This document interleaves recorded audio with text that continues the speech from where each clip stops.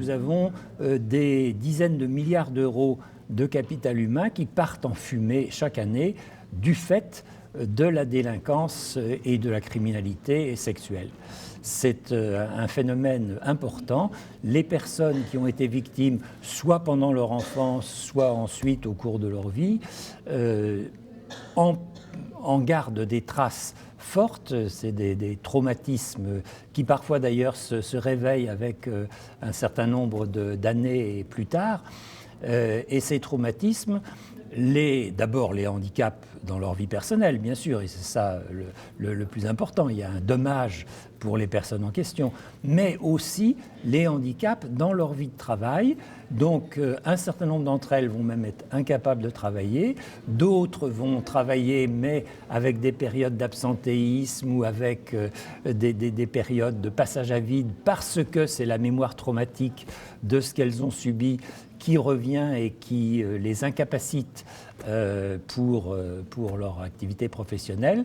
Donc c'est cela que j'ai essayé de chiffrer et on arrive à des sommes de l'ordre de 50-60 milliards chaque année qui sont perdus pour la nation.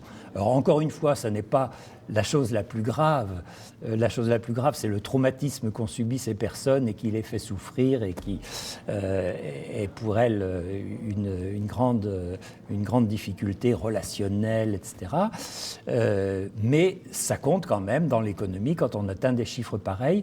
Et c'est important d'avoir un ordre de grandeur, parce que les chiffres que je vous donne, on pourrait toujours pinailler, dire est-ce que c'est plutôt 40 milliards, est-ce que c'est plutôt 70 milliards. La fourchette est assez difficile à cerner.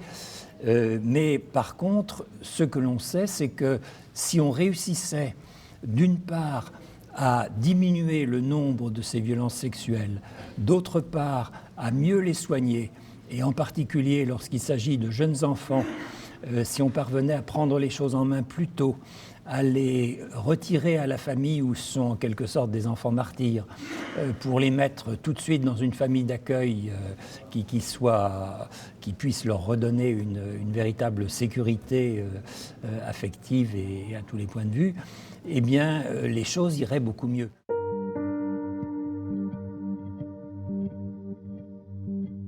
On a une insuffisance de formation des personnes qui sont bien placées pour détecter les cas de maltraitance infantile.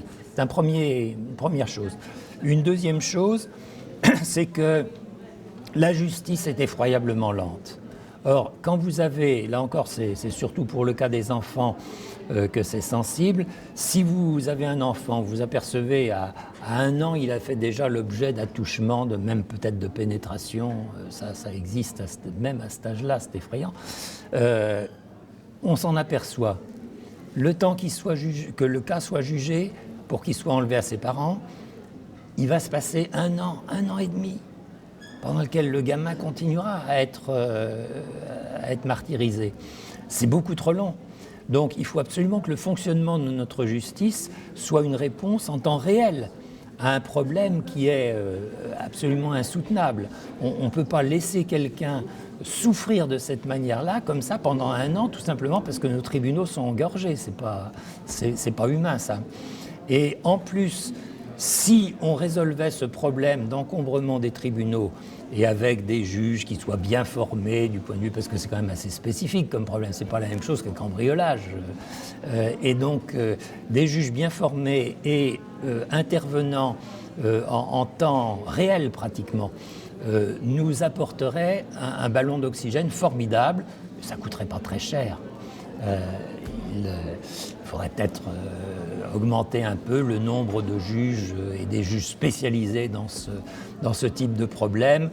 Bon, s'il nous faut une centaine de juges en plus, disons qu'un juge coûte, 80 000 € par an, ça vous fait 8 millions d'euros par rapport au coût de la criminalité sexuelle sur les jeunes enfants, c'est peanuts, c'est presque rien. Donc on a des choses de ce genre qui pourraient être faites au niveau préventif et qui ne sont pas faites. C'est très dommage, c'est une lacune de l'action publique française.